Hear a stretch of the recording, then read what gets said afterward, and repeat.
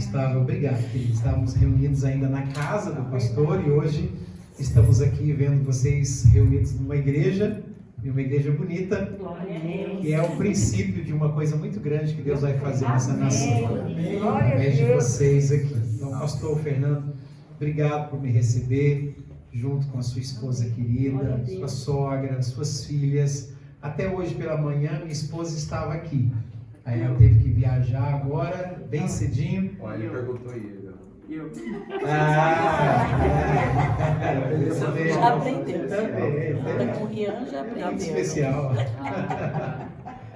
E hoje de manhã minha esposa viajou para a Irlanda, onde minha filha mais velha mora. E amanhã eu sigo também para um outro país, para algumas reuniões.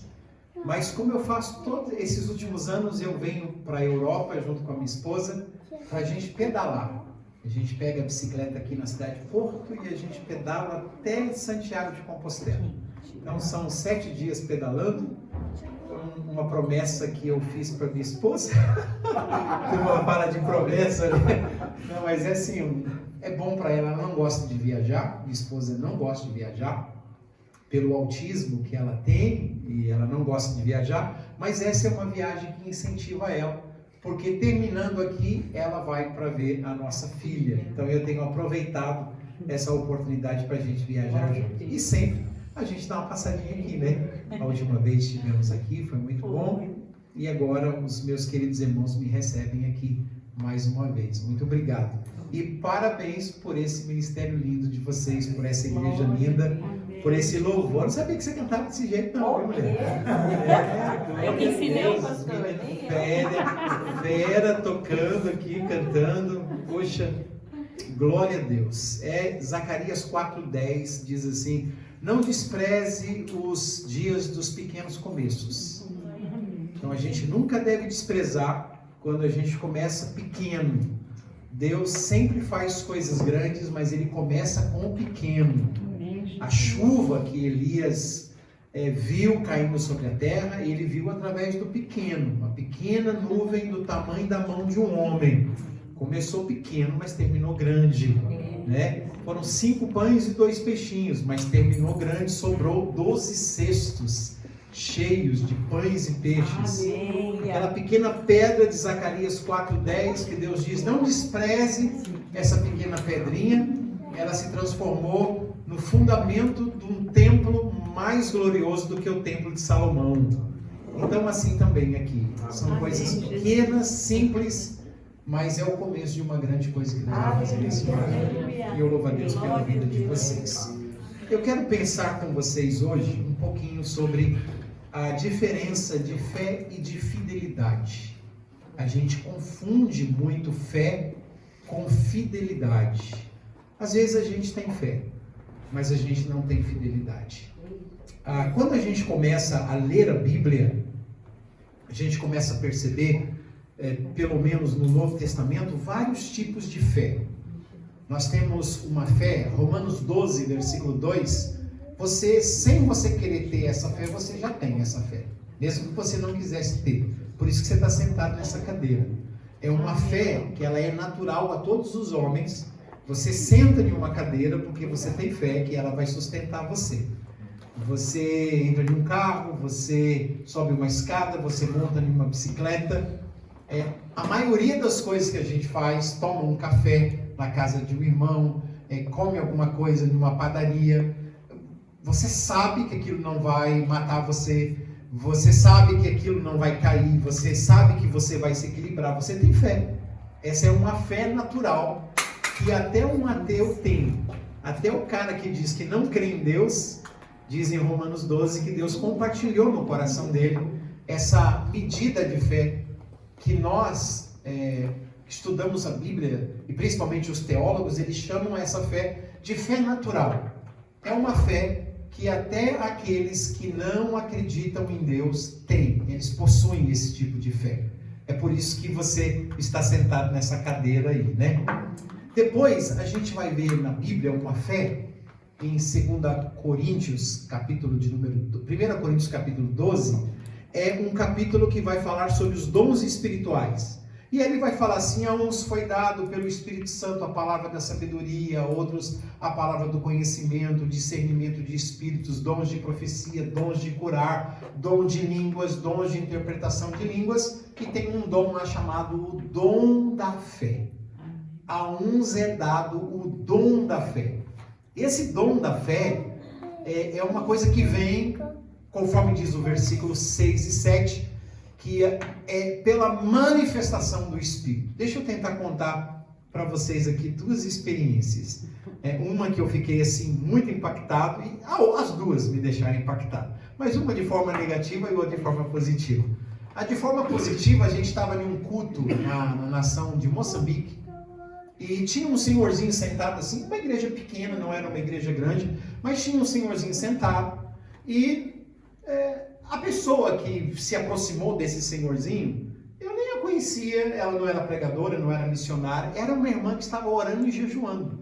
Ela estava alguns dias orando e jejuando lá em Moçambique, mas ninguém sabia, a nossa equipe chegou lá para pregar. De repente essa irmãzinha sai lá do lugar dela e vem e agarra nas pernas desse homem que está sentado.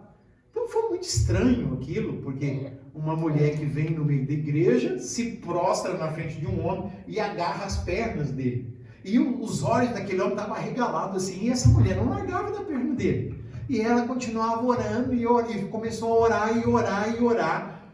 E eu achei meio esquisito aquilo, uma mulher prostrada, agarrada nas pernas daquele homem. Ficou uma imagem esquisita, mas eu não sabia que era o Espírito de Deus que estava se manifestando ali.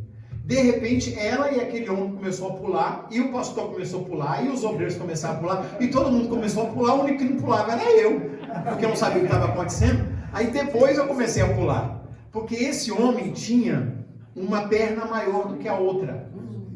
E eu não sei se uma perna, a menor, aumentou ou se a maior diminuiu, mas as duas ficaram iguais. Foi um milagre assim extraordinário, e foi um mover de Deus. Aquele culto que a gente ia ficar 2, 3 horas, a gente ficou umas 5 horas naquele culto. Então, de repente, aconteceu. É uma manifestação de Deus, e pode acontecer aqui também hoje. Alguém pode receber o dom da fé, e algum milagre pode acontecer. Amém. A Bíblia fala que esse é um dom que o Espírito Santo vem e se manifesta. Amém.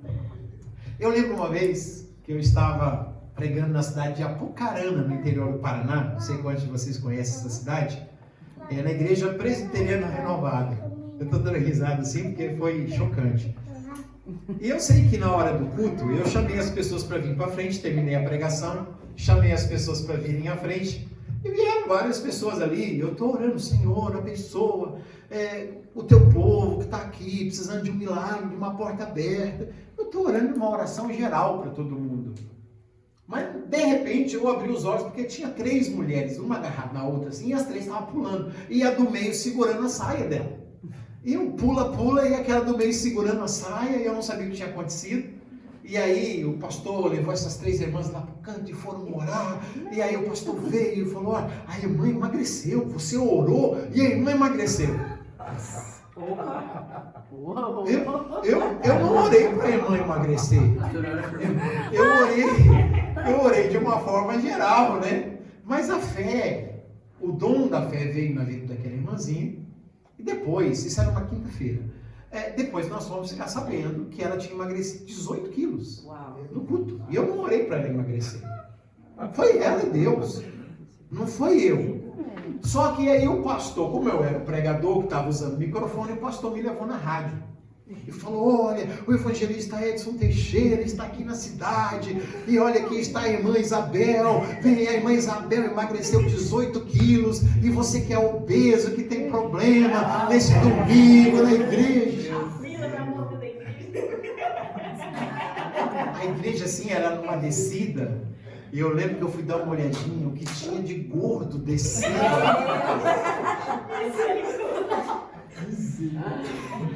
Eu lembro de um cara gordão chamado Celso, que ele entrou assim, ele olhou para mim assim, com aquele sorrisão: Pai do Senhor, missionário. E Pai do Senhor, ele disse: hoje é meu dia. Ele foi gordão na frente assim.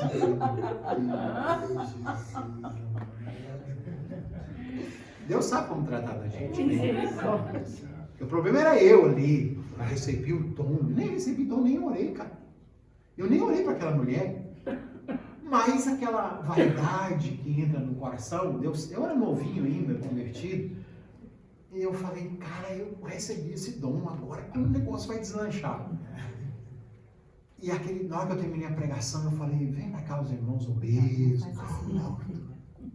Gente, encheu o feito da igreja. E aquele gordo, aquele Celso, ele me olhava assim. E eu orei. A única pessoa que emagreceu naquela noite fui eu. De tanto que eu orei. De ver a língua grudada na garganta e não acontecer nada. E aí eu fui assim, dobrei os joelhos no púlpito. Enquanto eu escutava movimento de alguém na igreja, eu não levantei da minha oração lá, de vergonha. Porque eu orei, e eu falei, Deus, o que aconteceu? E aí Deus me disse, 1 Coríntios 12, versículo 7, os dons são segundo a manifestação do Espírito Santo e não segundo a sua vontade. Não é você que domina os dons, é o Espírito Santo que distribui os dons. E aí eu estava em Campo Grande, essa eu preciso contar também, e eu queria orar para um paralítico, eu queria ver um paralítico andar. E eu estava pregando na Assembleia de Deus em Campo Grande, no Rio de Janeiro. E quando eu entrei na igreja, tinha um cara na cadeira de roda, ele era paralítico e ele era cego. Eu falei, então é hoje. Vai enxergar e vai andar. E eu fui, terminei minha pregação e eu pedi para os irmãos estarem orando e passei o microfone para um rapaz chamado Adriano. Ora aí, Adriano, ora com fé que agora eu vou lá. E eu fui, rapaz. E cheguei nesse cego, paralítico, taquei a mão na cabeça dele, comecei a orar. Senhor, toca nos nervos ópticos desse homem, toca nos globos oculares, toca na visão dele, devolve a visão. E ele viu que eu não ia desistir, que eu ia orar e orar e orar até ele enxergar. E ele percebeu que eu estava assim, sabe o que ele fez? Ele enfiou os dedos assim no canto, assim, ó, tirou os 2 globos oculares e fez assim para mim. É de vidro, irmão. É de vidro. Eu perdi a minha fé.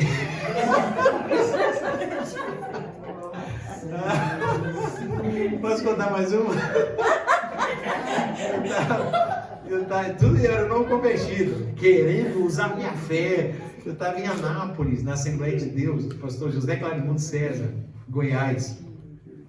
E aí eu vi uma senhora empurrando assim, uma cadeira de roda, e era um senhorzinho que estava na cadeira de roda. Eu tinha escutado um pregador japonês chamado Hidekazu Takayama, contando uma experiência de um paralítico que Deus tinha usado ele para levantar o paralítico. Eu falei, eu também quero isso, e tal. Aquelas imaturidades ministeriais, né? E eu vi essa senhora, colocou assim um senhorzinho no canto, assim, cadeira de roda, e ela ficou sentada na cadeira, e ele ficou como que no corredor. Eu falei, na hora da oração, quando esse japonês começar a orar, eu vou lá e vou levantar esse paralítico. E eu fui. E estava todo mundo de olhos fechados, e eu olhei pro senhorzinho assim, e ele me deu aquela risadinha. Eu falei, em nome de Jesus, você vai levantar e vai andar. Eu peguei o homem e puxei ele. Mas ele deu um grito, cara. Um grito. Ai! Mas eu vim puxando ele. E ele veio andando. E a mulher veio para cima de mim, eu falei, a senhora sai para lá porque tem que ter fé, e a senhora está andando. E ele veio dando os passos dele, depois a mulher tomou ele da minha mão. E eu não queria nem saber mais, eu vi o homem andar, o paralítico andar, e o que eu queria era contar o testemunho que um paralítico tinha andado. No domingo de manhã, isso era um sábado, no domingo de manhã tinha um culto lá, um pregador muito famoso ia pregar. E eu fui, só que eu estou lá na escadaria e vi essa senhora entrando de novo. Mas agora o senhorzinho na cadeira de roda de novo. Eu falei, mas essa mulher tem pouca fé, roubando a benção desse homem, né? E aí eu falei, eu vou lá de novo. E eu fui lá, e quando ela me viu, ela tinha levado uma tábua. Ela escondeu uma tábua assim atrás da cadeira de roda. Na hora que ela me viu, ela puxou a tábua assim e veio no meu encontro. Não vem não, menina. Não vem não, menina. Eu falei, a senhora está roubando o milagre na vida desse homem. E ela falou assim, ele é meu marido. Ele não é paralítico. Ele está operado, está costurado de ponta a ponta. Você quase matou meu marido.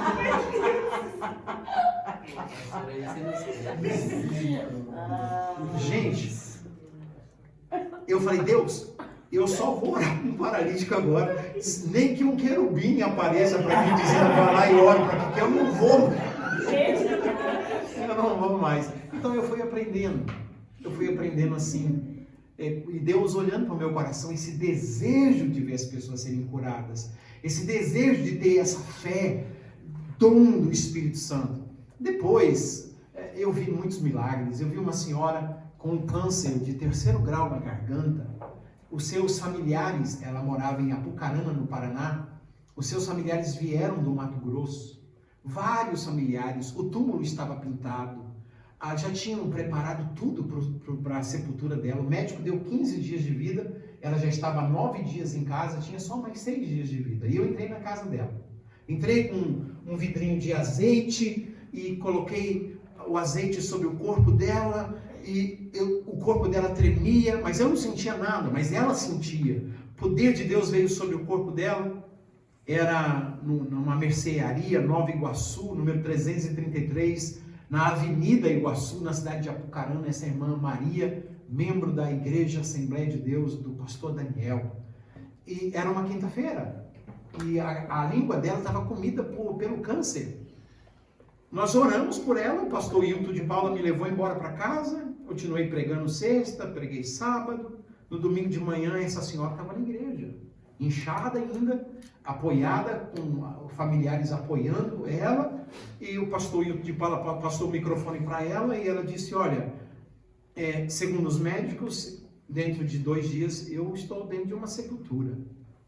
Mas esse menino, na quinta-feira, ele entrou na minha casa, e quando ele ungiu o meu corpo, ungiu a minha cabeça com óleo, um anjo, um varão de branco que entrou com ele. Eu não vi o varão de branco, mas o varão entrou, estava comigo. Esse varão de branco que entrou com ele tocava no meu corpo, do alto da minha cabeça, a planta dos meus pés. E ela disse, ontem, sábado pela manhã, eu escutei a voz de Deus dizendo, minha serva, levanta-te e vai para o banheiro. E ela foi apoiando na parede, entrou no banheiro, e ela disse para nós que ela ouviu a voz de Deus dizendo, coloque a tua língua para fora. E ela disse que quando colocou a língua para fora, percebeu que Deus tinha dado uma língua nova, uma garganta nova. Ela estava curada. Ela estava muito inchada ainda, mas com o passar dos meses, a irmã Maria se recuperou.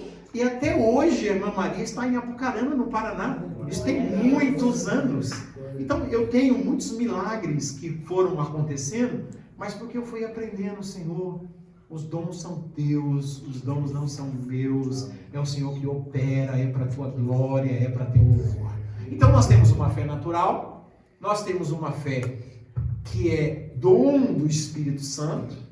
Depois nós temos na Bíblia um tipo de fé, se você quiser anotar, Atos capítulo 6, versículo 7, diz assim, então, muitos sacerdotes se converteram obedecendo à fé. Quando o texto ali diz que eles obedeciam à fé, essa expressão de Atos 6, versículo 7, obedeciam à fé, é um conjunto de doutrinas dos apóstolos, que é o fundamento da nossa fé. É a doutrina dos apóstolos, não é isso que está escrito aí? A última parte, né? Assim a mensagem de Deus continua se espalhando e o número dos discípulos se multiplicaram, e muitos sacerdotes obedeciam à fé, que é o conjunto de doutrinas que os apóstolos estavam ensinando. Então é uma fé na palavra de Deus. Esse é um tipo de fé. Depois a gente tem um tipo de fé que Gálatas capítulo 5, versículo 22, vai dizer assim, que o fruto do Espírito é o amor, a longanimidade, a benignidade, a temperança e a fé. E tem uma tradução que vai dizer, olha lá, bondade e fidelidade. Então algumas traduções você vai ver a palavra fé, que é a palavra grega, é a palavra pistis. Pistes é a palavra grega para a palavra fé. E a palavra pistes significa não apenas a capacidade de acreditar, mas a capacidade de se entregar com tudo aquilo que você é e com tudo aquilo que você tem àquele a quem você confia. É uma confiança em Deus. Não é só dizer, Deus, eu confio em Ti. É uma fidelidade. Eu confio em Ti, não só com a minha voz, com as minhas palavras. Tudo que eu sou e tudo que eu tenho revela que toda a minha confiança está colocada em Ti. É a fidelidade. E quando você usa quando você pega essa palavrinha fidelidade, que é diferente de você apenas ter fé em Deus, eu sempre uso assim, minhas filhas sabem muito bem disso, as pessoas que me conhecem, leem os meus livros, sabem disso também, que há a possibilidade de você se prostrar diante de Deus e dizer assim, Deus, eu creio que o Senhor vai me abençoar aqui em Portugal, eu creio que meus documentos vão sair, eu creio que o Senhor vai me prosperar, que o Senhor vai me dar minha casa própria, eu confio em Ti, Deus, que o Senhor vai me tornar rico, que o Senhor vai abrir as portas para mim, Deus, eu confio em Ti. Isso é fé em Deus, você está orando com fé, mas existe a possibilidade de você dizer para Deus que você confia nele, e existe a possibilidade de Deus olhar do céu e dizer assim, eu sei que você confia em mim, o problema é que eu não confio em você. Existe essa possibilidade. Em toda a Bíblia você vai ver que há a possibilidade de você confiar em Deus, mas de Deus não confiar em você. Então o segredo não é você ter confiança em Deus. O segredo é você ter confiança de Deus. Porque Deus quer dar muitas coisas para a gente. Mas será que Ele confia na gente? Será que se Ele entregar para nós, como para Israel, entregou o ouro, a prata, será que não vai virar um bezerro de ouro? Então não é questão de você confiar nele. É questão dele confiar em você. E existe na Bíblia alguns passos que nós precisamos dar para que a gente ganhe a confiança dele. Não apenas uma confiança nele. Quantos aqui confiam em Deus, acreditam em Deus? Diga amém. Amém. Deixa eu pedir para os irmãos que estão aí com a mídia, projetar aqui, embora eu estou bem debaixo aqui do texto, logo a gente vai ter um negócio legal aqui, em nome de Jesus. Eu acho que é Tiago, capítulo 2, eu acho que é Tiago 2 e o versículo é o 19, é Tiago 2, versículo 19. Você diz que há um único Deus, muito bem, você faz bem, mas até os demônios creem nisso e tremem de medo. Então você acreditar que Deus existe, você ter fé em Deus, Tiago está dizendo que você dizer eu creio em Deus, é uma fé que os demônios têm melhor do que você. Porque o texto está dizendo que os demônios creem nisso e eles fazem o quê? Eles tremem de medo. E a gente fala que crê em Deus e não crê em Deus, não acontece nada. Por que os demônios creem em Deus e eles estremecem? Você já parou para pensar? Por que a Bíblia fala que os demônios creem e estremecem? Tem medo. Porque os demônios sabem que aquilo que Deus falou a respeito deles vai acontecer. Os demônios sabem qual é o final deles. Os demônios sabem que há um lago de fogo e enxofre preparado para o diabo e os seus anjos. Eles sabem aonde que vai ser o final deles. Por isso, eles creem e eles estremecem. E muitos de nós que dizemos que acreditamos na palavra de Deus, a gente diz que crê, mas a gente vive de qualquer forma. Não há um temor. Não há uma reverência. Se a gente crê mesmo que Deus vai cumprir aquilo que Ele prometeu na sua palavra a nosso respeito, a gente vai andar com temor, a gente vai andar com tremor e a gente vai andar também com alegria. Amém. Porque a alegria de que é um Deus fiel que vai cumprir aquilo que Ele prometeu nas nossas vidas. Amém. Então, quais são os caminhos que a gente deve trilhar para não apenas dizer que nós temos confiança nele. Porque você pode passar a sua vida inteira confiando nele e você nunca alcançar o que Deus tem para você. A Bíblia vai dizer que o segredo é ele olhar dos céus e dizer: eu confio em você. E a Bíblia fala nisso. Servo bom e fiel.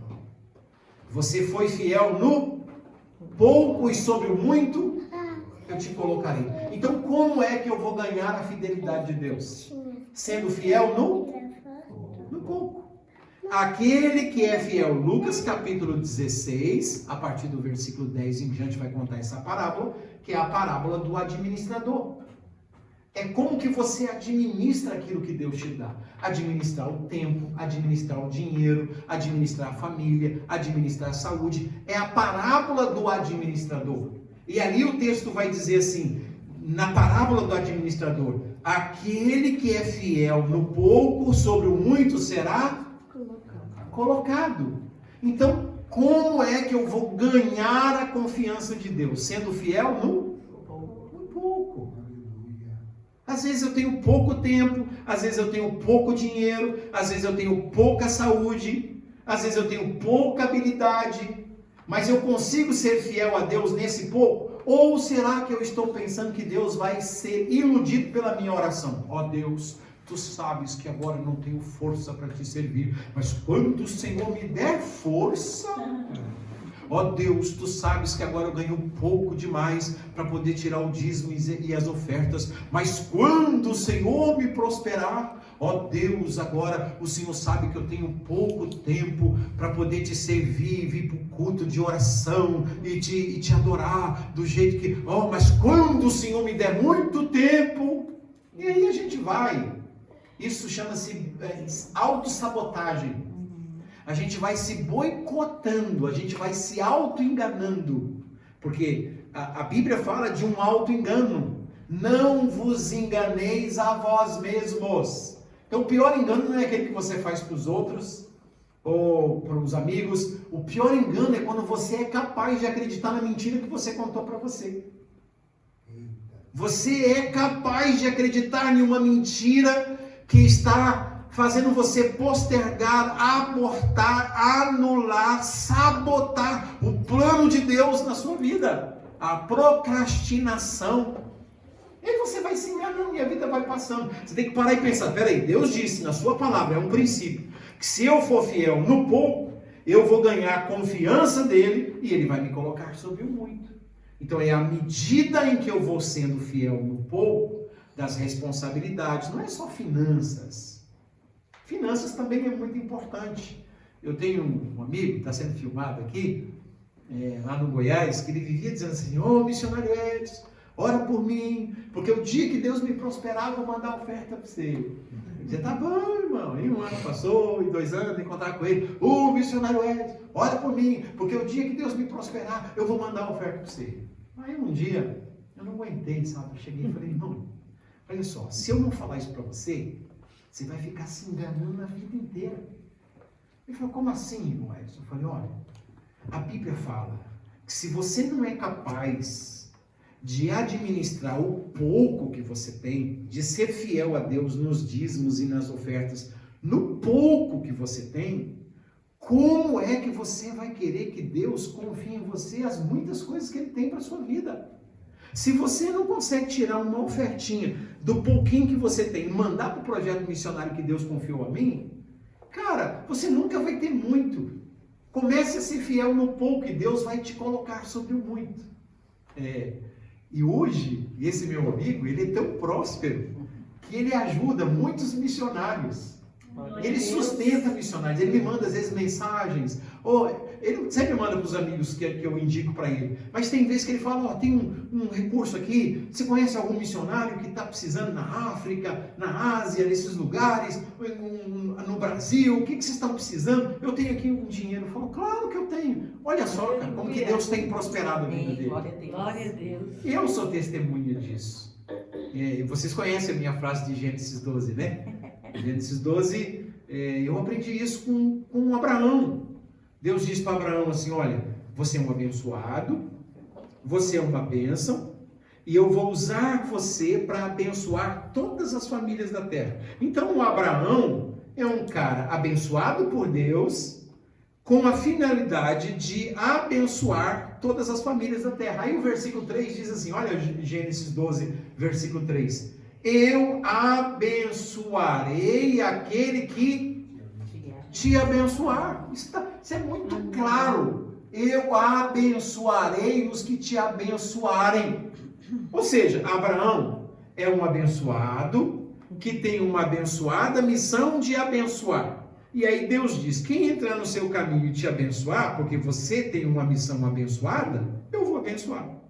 Aí saiu aquela frase minha, se você abençoar um abençoado de Deus em sua abençoada missão de abençoar, abençoada consequência, você será abençoado pelo próprio abençoador que abençoou o abençoado que você acabou de abençoar. Você pode falar isso para o seu irmão aí, é bem fácil. É um segredo, cara. É um segredo para os jovens aprenderem. Eu tinha 21 anos na Amazônia quando Deus me deu essa frase. No lugar que eu era missionário, na Amazônia, não tinha dinheiro. Lá era troca de mandioca por leite, troca de açaí por outros tipos de coisas que vinham da cidade. E eu quantos dias você vai ficar aqui? Eu vou ficar 10 dias. Então me davam 10 bananas, 10 ovos e um rapaz me dava um jaraqui por dia. Todo dia vinha um jaraquizinho lá, um peixinho, eu fritava, às vezes assava e eu comia meu jaraqui. Não tinha dinheiro. E aí eu tive essa revelação de Deus e tinha um rapaz chamado Marcos lá, que era um evangelista, e eu comecei a dividir meu peixe para ele. Ele disse assim, não, eu já comi meu peixe. Eu falei, rapaz, fica quieto e come meu peixe. Come a metade do meu peixe. Eu pegava minha banana e eu cortava minha banana, ele já tinha comido a banana dele. Mas eu dava metade da minha banana e ele disse assim, por que você está fazendo isso, cara? Eu disse assim, porque você é um abençoado de Deus, com uma abençoada missão de abençoar. E Deus disse que se eu abençoar você, Ele vai me abençoar. Então, deixa eu te abençoar. Deixa eu dizer uma coisa para vocês, tem 39 anos que eu vivo assim. 39 anos, eu já preguei em mais de 100 países do mundo. Nunca me faltou absolutamente nada. Não está me faltando nada. Eu tenho absoluta certeza de que nunca irá me faltar nada. Mas você precisa aprender a ser fiel um pouco. Eu sou um missionário dizendo, não, eu sou missionário. Eu é que preciso receber a oferta. Não é isso? A gente pensa assim. E Deus fala, não, eu quero fazer de você um cara diferente. Eu vou ensinar você a ser um investidor. Eu vou ensinar você a abençoar. Eu vou ensinar você a semear. E como que eu tenho sido abençoado. Aleluia. Pessoalmente, eu já dei 13 carros, pastor, para missionários. 13 carros. Se tem uma coisa que não falta para mim é carro. Não falta carro. Esses dias mesmo eu estava com um lá, eu olhei e falei, no ramo a gente tem que dar esse carro. Ela disse de novo, eu falei, mais um, porque Deus pode dar um outro melhor para nós, né? E é assim que vai. Casa, não me falta casa, eu tenho minha casa. Não só a minha casa onde eu moro, eu tenho casa de campo. E eu sou um missionário, gente. Amém, e nunca, vocês podem percorrer o Brasil inteiro. Nunca vocês vão achar, e vocês podem percorrer 111 países do mundo. Nunca vocês vão achar um pastor ou uma igreja que vão dizer, eu falo isso com humildade, que vão dizer assim, o Edson Teixeira cobrou para pregar. Nunca precisei disso. Tenho vergonha de quem fala de dinheiro para pregar o evangelho. Eu aprendi com Deus que se eu for fiel no pouco, Ele vai me colocando sobre o muito. Ele vai me abençoando. Você recebe essa palavra? Amém. Então, isso é na área financeira, mas tem na área do tempo. Você precisa aprender a administrar o seu tempo. Existem horas para dormir, existem horas para acordar, existem horas para estudar, existem horas para trabalhar. E você precisa saber ser fiel a Deus no tempo que Ele te deu. É a mordomia do tempo. Você precisa aprender a cuidar do seu corpo, da sua saúde. Mas tem gente, a gente vive de uma tal forma, come de uma tal forma, como um amigo meu lá no Goiás, eu dizia, cara, não tem problema comer picanha, eu também como picanha, mas você come picanha todo dia. Ele, mas não mais isso, é bom demais, é aquela gordura que descia. Eu dizia, pastor, cuide de sua saúde, cara. Aí ele disse assim, não, eu conheci um segredo. Eu disse, que segredo? Ele disse assim, você come desse jeito que eu como, aí depois você pega um copo com água, espreme o limão. Espreme o limão no copo com água e toma. Pronto, queima toda a gordura. A esposa dele me liga, uns 6 anos atrás, você pode visitar, ele está aí no hospital em São Paulo. E eu fui visitar esse homem lá no hospital. Gente do céu, eu nunca vi na minha vida. Eu já tinha visto pessoas costuradas. Mas grampeadas, grampo, abriram ele todinho assim, e aí ele foi grampeado, ele estava todo grampeado. E eu falei, pastor, meu amigo, o que aconteceu? Gordura, né? Gordura, é que você falou. Gordura, tirar daqui, colocar aqui, tirar daqui, colocar aqui. Aí começou a falar que tiraram as veias, né? E foi colocando, tá ruim. Aí 2 anos atrás ele foi ver Jesus. Poderia estar aqui com a gente, não era um idoso, gente. E aí a gente não administra bem o que Deus dá pra gente, com exercícios, com boa alimentação. Aí depois a gente fica, por que Deus permitiu ficar assim? Ô pastor, vem orar por mim. Aí a gente começa a fazer um monte de promessas para Deus. Espera vir um susto pra gente colocar a nossa vida em disciplina. Né? Igual aqueles 2 rapazes que um deles saiu 3 horas da manhã de uma boate e foi caminhando assim perto de um cemitério. O cemitério estava em reforma, ele não viu um buraco, rapaz, ele caiu lá dentro do buraco. E com medo, né, o cemitério, e tentava sair do buraco e não conseguia, e machucou as unhas, e o buraco era fundo. Ele falou, eu vou deitar aqui nesse canto aqui, e quando amanhecer o dia, os funcionários vai vir, vai me ver aqui, vai me tirar daqui. Ok. Encostou no cantinho dele lá e foi deitar. Quando foi umas 4:30 da manhã, um outro jovem vinha vindo, não viu o buraco, caiu lá também. E tentou sair, não conseguia. Aí teve a mesma ideia, vou deitar aqui no cantinho. E como eu não consigo sair, quando amanhecer o dia, alguém vai me ver. Na hora que ele foi deitar no cantinho, ele viu que tinha um corpo lá. E o cara abriu os olhos, né? Os 2 tomaram um susto tão grande que saíram do buraco na hora. Então a gente pode sair do buraco. Mas às vezes Deus tem que dar um susto na gente. Não é? E às vezes esse susto vem com uma doença, vem com desemprego, vem com problemas de imigração. Às vezes são sustos que Deus dá na gente para dizer, você pode sair daí, cara. Não precisa passar por susto. A gente tem um amigo em comum que ele foi para o hospital, estava lá com aquela máscara, eu cheguei assim e falei, ei amigão, tudo jóia? Tudo jóia, tá bom. Falei, então, sua esposa tão jovem, né? Pensou, cara, você morrer agora? Sua esposa jovem, vai casar com outro. E todo esse dinheiro que você está juntando, porque esse nosso amigo ganhou, se tornou herdeiro, casou com filha única, e o pai faleceu, tinha muito dinheiro, o sogro dele, e ele se tornou herdeiro, e agora ele estava dando uma vida para preservar o dinheiro, e Deus estava dizendo, não é para preservar, é para multiplicar, é para investir, é para negociar. Mas o cara, era muito dinheiro, ele queria preservar, estava perdendo a saúde, e eu dizia assim, rapaz, você tem ministério, que bênção que você herdou tudo isso, mas você está se matando para preservar uma coisa que Deus quer que você multiplique, cara. Invista, estude, faça cursos. Não, proteger. Começou a ficar doente, e ir lá no hospital, eu falei, então, cara, se eu morrer agora, você vai ver Jesus. E você acha que a sua esposa vai ficar viúva por muito tempo, cara? Falei pra ele. E ele... Depois ele falou pra mim que eu não deveria nunca ter falado aquilo pra ele, que deu vontade de me matar, né? Só não me matou porque tava com o negócio lá na cara. Eu falei, mas eu tinha que falar aquilo pra você, cara. Eu tinha que falar aquilo pra você. Porque... E ele falou que ele imaginou assim a esposa dele casando com outro homem. Eu falei, vai gastar o dinheiro, vai viajar, vai contando, ameaçando o cara. Hoje eles viajam. No mês que vem ele vai estar com a esposa aqui pela Europa. Ele está envolvido no ministério, trabalhando, tá? E precisou tomar um susto, gente. E eu gosto de dar esse susto. Oh, cara, abre os olhos, porque Deus tem algo diferente para a sua vida. Então, nós temos o potencial. Deus nos dê o potencial de administrarmos, mesmo que seja pouco, mas que seja com fidelidade.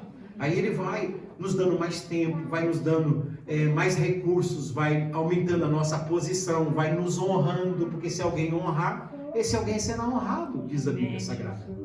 É entender que sem Ele você não pode fazer nada.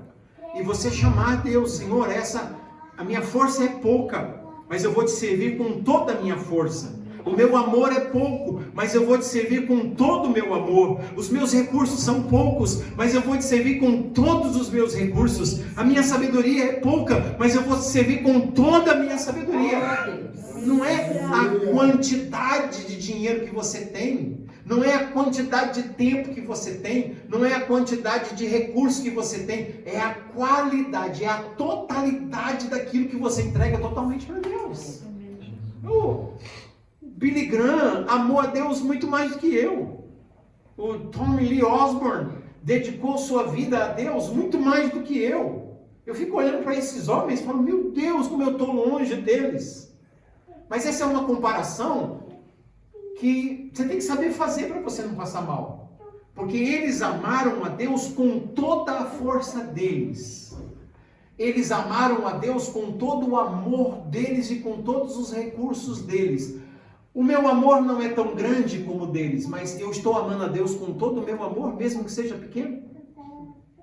Os meus recursos não são tão grandes como os recursos deles, mas eu estou servindo a Deus com todos os meus recursos, mesmo que seja pequeno. É o tudo, mesmo que seja nada comparado aos outros. Como aquela mulher viúva, ela deu só 2 moedinhas. Jesus disse, ela deu tudo. Os ricos deram milhares de vezes mais do que ela, mas davam do que sobrava. Essa mulher deu tudo. Então não importa se você tem muito amor, se tem pouco amor, se tem muito dinheiro, se tem pouco dinheiro, se tem muito tempo, se tem pouco tempo. O importante é se você está dando tudo. Amém. Consagrando tudo para o reino. E aí Deus vai olhando e vai dizer assim, confio em você. Eu vou multiplicar esse negócio. Eu vou multiplicar o seu tempo, vou multiplicar o seu talento, vou multiplicar os seus recursos, eu vou multiplicar as coisas na sua vida. Mas a gente tem que ganhar a confiança dele. Não é apenas confiança nele. Então eu vou terminar essa palavra usando um exemplo de 3 jovens. Eu estou vendo aqui pelo menos 3 jovens, né? Tem um mais velhinho aqui, né? Não, tem vários. Tem 5 jovens aqui, né? Pelo menos. Tem um camarada chamado Ananias, Azarias e Misael, que nós conhecemos como Sadraque, Mesaque e Abednego. Não é isso que nós conhecemos? Aí o rei mandou fazer uma estátua, enorme estátua de ouro, de 60 côvados de altura por 6 côvados de largura. Esse número é significativo na Bíblia, 66, esse é o número do homem. Lá no Apocalipse 13 vai ter uma imagem no futuro do anticristo e o seu número vai ser 666. Ninguém vai poder comprar ou vender se não adorar ou não servir a imagem que foi levantada pelo anticristo. Então tem isso no Antigo Testamento também, o número 666. 66, que é o número da estátua, e aí o rei Nabucodonosor, no versículo 6, que é 666, vai falar de 6 instrumentos musicais que tem mais um 6, que vai ser tocado, e quem não adorar a imagem vai ser lançado na fornalha de fogo ardente. E aí nós conhecemos a história, todo mundo se prostra, mas esses 3 jovens não. E aí os fofoqueiros chegam lá, porque sempre tem esses fofoqueiros, chegam lá e falam, rei, o senhor sabe que tem 3 jovens aí que o senhor honra muito esses jovens, mas eles estão honrando você não. Porque o senhor disse que tinha que adorar a imagem, e esses 3 estão lá de pé, e eles não adoram a tua imagem. E o rei Nabucodonosor ficou irado, chamou os 3 e disse, quero que vocês saibam que eu vou aumentar 7 vezes o fogo dessa fornalha, e eu quero saber quem é o Deus que vai livrar você das minhas mãos. E aí o que esses 3 jovens disseram? Rei, a gente te obedece sim, só que o mandamento que você propôs agora, ele vai contra a palavra de Deus. Os mandamentos da palavra de Deus é não terás outros deuses, não adorarás imagens de ídolos. A gente obedece, sempre foi obediente. Mas esse mandamento que você deu agora, ele é um mandamento que vai contra os princípios da palavra de Deus nas nossas vidas. Então a gente não pode obedecer. E a gente quer dizer o seguinte para você, rei, Daniel 3, versículo 16. Rei, o Deus a quem nós servimos Ele nos livrará das suas mãos e da fornalha de fogo ardente. O que é isso que eles têm? Fé. Eles têm fé. Nós temos fé que o Deus a quem nós servimos nos livrará das suas mãos e nos livrará da fornalha de fogo ardente. Ponto e vírgula. Continua o versículo 17 e versículo 18. E aí o que eles dizem? Se não, ó rei, se Deus não nos livrar das tuas mãos, e se Deus não nos livrar da fornalha de fogo ardente, fique sabendo, ó rei, que nós não adoraremos a imagem que você levantou. Isso aí é o quê? Fidelidade. Porque a fidelidade, ela permanece quando a resposta à sua fé não vem. Quando você ora por uma cura e ela não vem. Quando você ora por uma porta se abrir, ela não abre. Quando você ora por um milagre, ele não acontece. Se você tem apenas fé, você vai olhar para a circunstância e vai dizer assim, não adiantou. Mas se você tem fidelidade, sabe aquela música? Se Deus fizer, Ele é Deus. Mas se Ele não fizer, Ele continua sendo Deus. Então não se trata de você, se trata de Deus. Então Deus, se o Senhor me livrar, bendito seja o teu nome. Mas se o Senhor não me livrar, o teu nome continuará sendo bendito na minha vida. Se o Senhor abrir a porta, louvado seja o teu nome. Mas se o Senhor não abrir a porta, eu vou continuar te adorando e te glorificando. Se os documentos forem assinados, eu vou te adorar. Mas se não forem assinados ainda, Senhor, eu continuarei te adorando. Eu continuarei te servindo. Porque eu não te sirvo por aquilo que tu faz, eu te sirvo por aquilo que tu és. Tu és o meu Deus. Ainda que a figueira não floresça, ainda que a videira não dê o seu fruto, ainda que a oliveira minta, ainda que não haja animais no curral, todavia eu me alegrarei e me regozijarei no Deus da minha salvação. Então a nossa fé hoje é uma fé até quando Deus faz. Porque quando Ele não faz, a gente perde a fé. A gente não tem fidelidade. A gente só tem fé. E para andar com Deus, a capacidade de crer nele tem que transformar em uma capacidade de confiar. Amém. Tudo que você é e tudo que você tem nele é você se entregar por completo. Foi lido aqui Provérbios 3, versículo 5 e versículo 6. É confiar inteiramente no Senhor. E aí a gente sabe o que aconteceu aqui em Daniel capítulo 3. O que pegaram? Esses três jovens, eles eram meio modernos, a Bíblia fala que eles tinham mantos, eles tinham suas calças, e eles tinham assim uma espécie de uma jaqueta. E também vai falar na Bíblia que eles tinham chapéus, eles gostavam de usar chapéus. E aí o Nabucodonosor veio e mandou fazer o que com eles? Mandou amarrá-los. Você pode dizer isso para o seu irmão aí? Eles foram amarrados. Mandou amarrá-los e jogá-los atados, amarrados dentro da fornalha. E os três foram jogados amarrados dentro da fornalha. E você vai dizer que foram jogados com os seus mantos, com as suas calças, com os seus sapatos e também com os seus chapéus. Eles foram jogados lá. E de repente o rei olha e diz assim para os seus servos: escute, a gente não lançou lá dentro 3 pessoas amarradas?